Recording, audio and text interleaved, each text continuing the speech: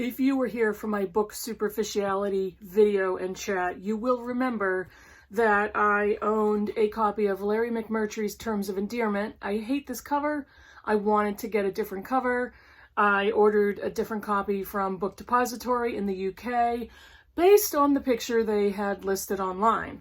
And what I got was this. No, it's not the same book. I have two identical copies. Hey, if anybody wants one, let me know. I'll send it to you. No, I still haven't followed up, but I'm willing to do a giveaway if you would like one of these copies of Terms of Endearment. Well, guess what? Last weekend, the weekend before that, my husband said, hey, let's take a ride to Barnes & Noble. I'll buy you a book. I was in the car waiting with the seatbelt on before he even finished the word book. And we all went and had a coffee and a relaxing time. And my local Barnes & Noble remodeled, so their distancing is really easy to take care of, and they have a new setup and floor plan. It's great. And I found this, David Sedaris, Theft by Finding, Diaries 1977 to 2002. And I'm a big David Sedaris fan, the sarcasm, the wit, the snark. So I picked this up. It was on the bargain table for $6, and can't wait to read it. His little book, Holidays on Ice, I read in a July many years ago, and I have never laughed that hard reading a book. And so this past weekend, husband said the same thing. Hey, let's take a ride down to Barnes & Noble, get a coffee, I'll buy you a book. Still in the car before he finished the sentence. So we go. My daughter immediately goes off into her own world, and I'm browsing, and it's nice and it's quiet. And I found another book on the bargain table, and I thought, oh, I really want to get that. I don't think I got it the last time I was here, because I had a little pile and I was kind of choosing, so I picked it up.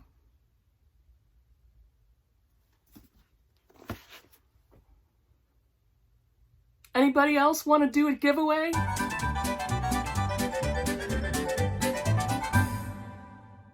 Hi BookTube, it's Kim at Middle of the Book March. This is Saturday, November 14th. Yesterday was Friday the 13th.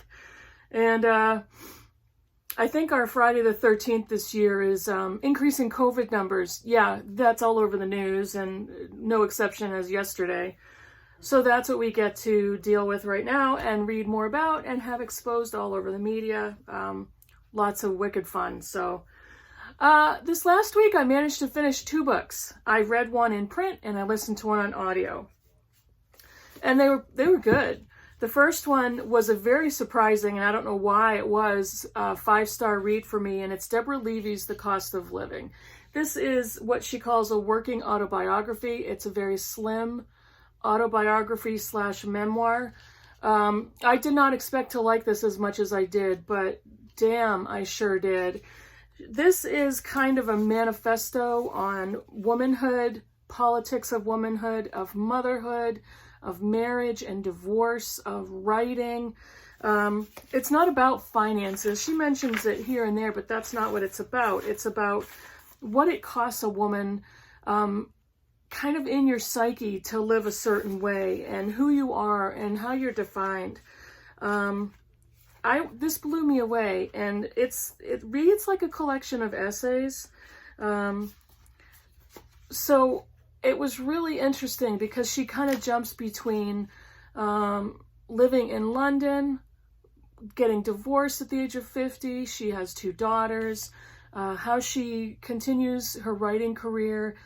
She moves into a new flat. They call apartments flats in London. And she rents a shed from an 84-year-old woman in order for her to have privacy to write. She rides around on an electric bike. So it's kind of quirky and really interesting to read. There were some funny parts too. I laughed at a few places. But there's so many things that she says in here, especially when it comes to motherhood and womanhood and all that. What is a woman for? What should a woman be?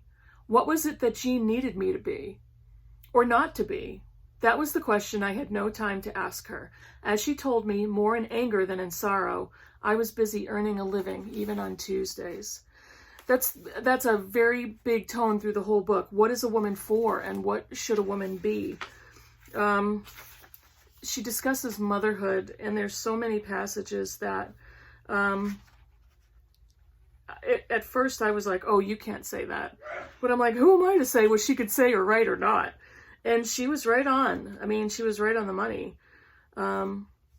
She writes on page 73, Marguerite Duras did not have the fatal patience that de Beauvoir rightly thought women who were mothers had learned to their detriment. There's some really fascinating information that she writes about de Beauvoir and her writings and her life.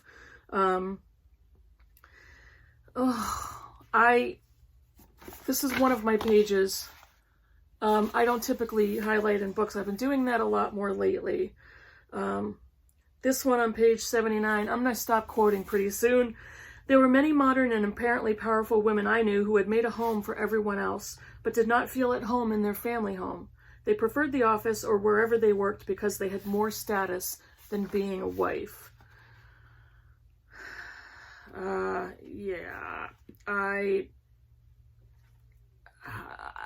It kind of made me speechless because I related to too much of it.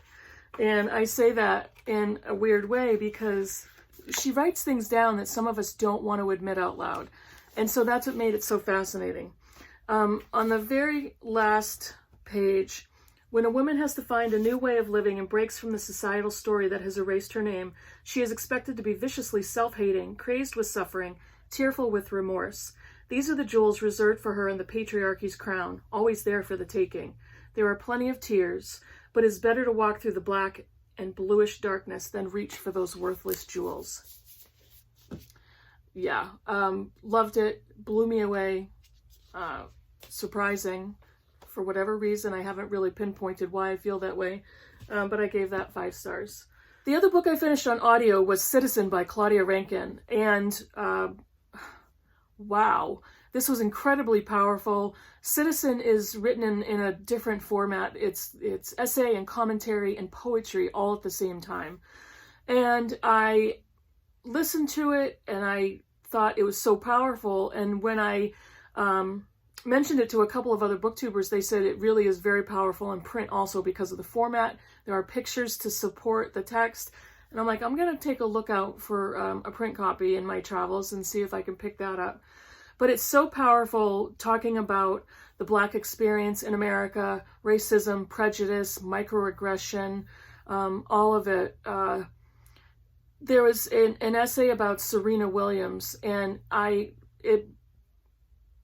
was speechless, infuriated. The book is enraging because it brings to the forefront, it brings right to your face some of the things that Black people endure in this country. There was another very small vignette of a Black woman who had gone into a bar, probably after work or whatever, to grab a drink and to relax. And a man came up to her, just being chatty, not being kind of lewd or aggressive in any way. And he was kind of looking on his phone, and he chatted her up a little bit. And he took his phone and he showed it to her, and he said, "This is my wife. Isn't she beautiful?" And she said, she looked at it and humoring him a little bit, she said, "Yes, she is very beautiful." And she politely went back to relaxing and taking part in her drink. And he basically said, "Yeah, she's Black and beautiful, just like you." When can't a woman go into a bar, a restaurant, a public place, and feel like she can just relax and be on her own with her own thoughts without being chatted up, spoken to, approached, or anything like that? But when it's a Black woman alone in an establishment, why can't she just enjoy her alone time? Why can't she just sit with her thoughts without a man of any sort just feeling like his approach is normal, his approach is welcomed? One of the most poignant quotes in the book that I won't forget is towards the end when she wrote that because white men can't police their imagination, Black men are dying. And I had to turn off the audio, and I was listening to this in my car, so I turned off my audio and I just sat there and I started to think. And it was combined with commentary on a Black man being pulled over and being yelled at by an officer to get on the ground, and being cuffed. and he was guilty of no crime. He fit the profile and looked like a suspect. And the point of that commentary was all black men look like the suspect, according to the police officers who pull them over or pull them out of the car for whatever reason. There were so many other examples in this text of microaggressions towards black people, women, and men. And the tension that a black male must feel just walking around and constantly having to be hyper aware, look over his shoulder. It's infuriating. And I can only read and learn. I can only be an ally, and I can only try to continue to educate myself as to the reality of other members of our country. Those are the 2 books I finished this past week. Real quickly, I am currently still reading Jane Eyre. A little bit of on the back burner, but I'm going to get to it soon. These Truths by Jill Lepore. My lovely George Eliot's Daniel Deronda with Alba from Seriella. Another one, fascinating and tremendous, a buddy read with Britta Bowler, Female Chauvinist Pigs, Women in the Rise of Raunch Culture by Ariel Levy. And The Unwomanly Face of War by Svetlana Alexievich, translated from the Russian by Richard Pevere and Larissa Volochansky. I am reading this as a buddy read with Scott and Nell from Gunpowder Fiction and Plot. I will link everybody's channels down below. I have a quick book haul. I was so excited to get these books by book mail. These are some good ones, people. This one, I blame this. Margaret Pennard made me do it. This is The Populist Moment by Lawrence Goodwin, a short history of the agrarian revolt in America. I was talking about These Truths in my history reading, and she talked about this book that she had read it and was fascinated by it. She did a review on her channel. American populism, and I am embarrassed to say I had never heard that term. And at the heart of this study is a central issue, the practical definition of such ideas as freedom and democracy. Sound familiar? When they are confronted with a complicated set of values that the author calls the received culture of the Western world, Goodwin offers new political language designed to provide a fresh means of assessing both democracy and authoritarianism today. This was an agrarian revolt, was the largest and most intense mass democratic movement in American history. The defeat of the populace, coupled with the inability of 20th century Americans to generate an equivalent wide-ranging democratic movement, has had profound impact in our own times. This is going to be something I'll probably read towards the beginning of next year to correspond with my These Truths reading. This is another nonfiction, My Grandfather Would Have Shot Me by Jennifer Teague and Nicola Selmer. It's a black woman discovers her grandfather's family's Nazi past. She is a black woman. Her grandfather obviously was a white Nazi, and it's kind of a contemplative memoir of what that would have meant, what that meant to her family legacy. She's 38 when she discovers this information, and she kind of swirls into a severe depression after that. The next ones I think are all fiction. Cloud Splitter by Russell Banks, triumph of the imagination, a masterpiece of modern storytelling. It's narrated by the enigmatic Owen Brown, last surviving son of America's most famous and still controversial political terrorist and martyr, John Brown. This is a chunky, chunkalala book, and I would love to try to get it in December to correspond, again, with my These Truths reading. But again, it's a chunkarama, so... This one is Catalan Street by Magda Szabo, translated by Len Ricks, and I read her book The Door earlier this year and really enjoyed that one. Let's see, one of the New York Times reviews best books of 2015. Really quickly, in pre-war Budapest, 3 families live side by side on gracious Catalan Street, their lives closely intertwined. A game is played by the 4 children in which Balint, the promising son of the major, invariably chooses Irene Elekes, the headmaster's dutiful elder daughter, over her younger sister, the scatterbrained Blanca, and little Henriette Held, the daughter of the Jewish dentist. I'm not going to read any more, but I really love Szabo's writing and looking forward to that one.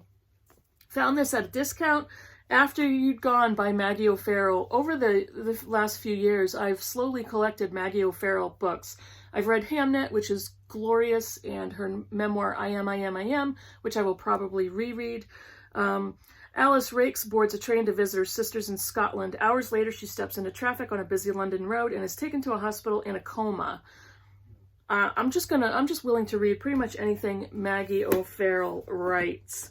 And the last one is Sarah Waters' Tipping the Velvet. Again, I have several other of her books. I read Fingersmith last year over Christmas, and really liked her writing. I've got a bunch of her other books. So this is one I didn't have, found at a discount. Looking forward to this one. Nan King is captivated by the music hall phenomenon Kitty Butler, a male impersonator extraordinaire treading the boards in Canterbury. Through a friend at the box office, Nan manages to finally meet her heroine, and plot ensues. So that's it. Small book haul via mail. Currently reading the 2 books I finished last week. That's it. It's a little sunny, cloudy here in New Hampshire today. Would love to get outside and take a walk. I think it's pretty chilly. I haven't even opened the door yet. I've barely taken a shower. You don't need to know that. So let me know what you think of any of these books in the comments below. Good opinions, bad opinions, what you've hauled lately, what you're reading. If you're still distracted by our current political climate here in the US, let me know. Let's have a conversation. If you haven't subscribed already, I would love for you to do that. Thank you very much. And I will see you in the next video. Bye, everybody.